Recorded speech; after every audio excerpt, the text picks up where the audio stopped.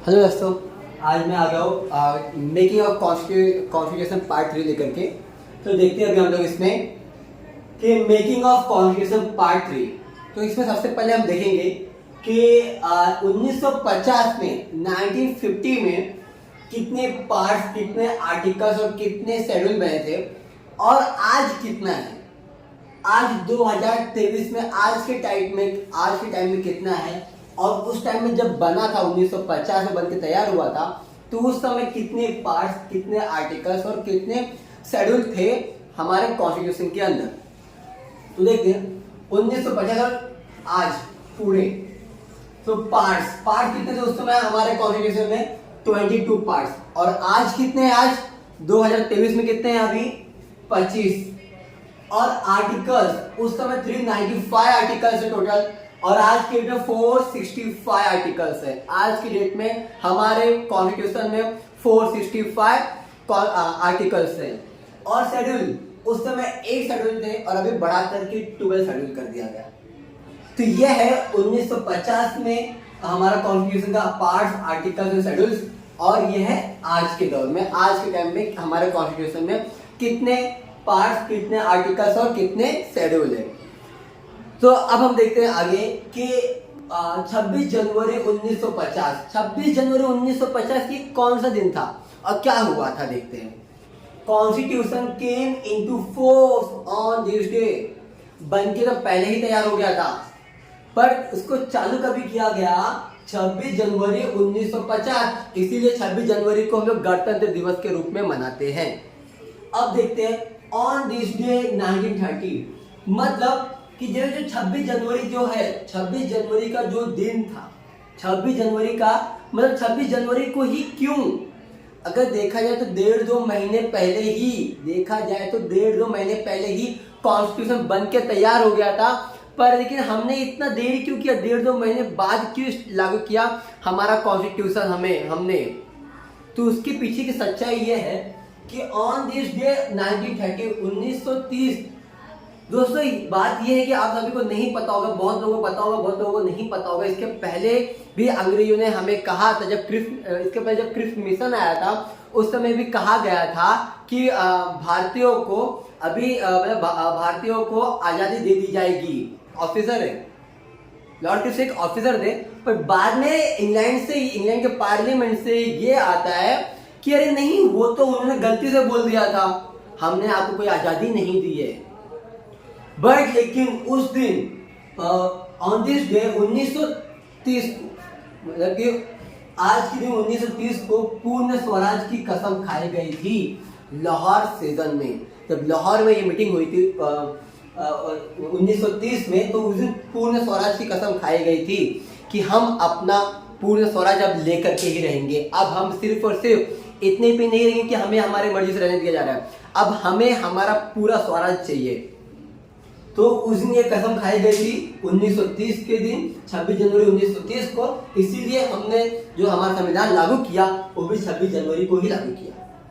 तो दोस्तों, जैसे मैंने अभी तक आप लोगों को बताया कि 1950 में कैसा था और आज की डेट में कितना आर्टिकल्स, कितना शेड्यूल है और 26 जनवरी को क्या हुआ था, 1930 में क्या हुआ था कि जो हमने 26 जनवरी को बनाया। और अभी हम देखते हैं committees of the constituent assembly. कुछ इंपॉर्टेंट कमिटीज देखते हैं और कुछ जो उतने इंपॉर्टेंट नहीं वो भी देखते हैं।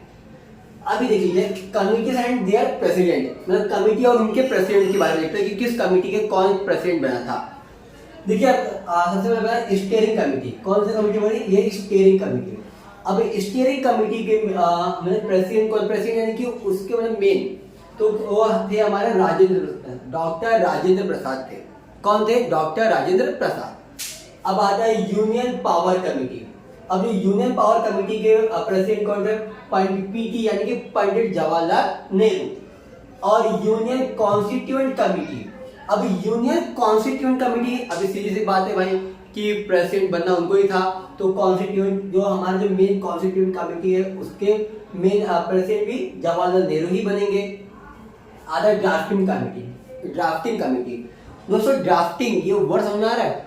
हमारा कॉन्स्टिट्यूएंट जो पूरा फ्रेम किया गया है ना, कॉन्स्टिट्यूएंट में जितना रूल्स रेगुलेशन लाए गए ना वो इन्हीं ड्राफ्टिंग कमेटी के जो मेंबर्स थे ना, इनके द्वारा ही किया गया। और इनके जो मेन प्रेसिडेंट थे डॉक्टर बाबा साहेब अम्बेडकर, डॉक्टर भीमराव अम्बेडकर।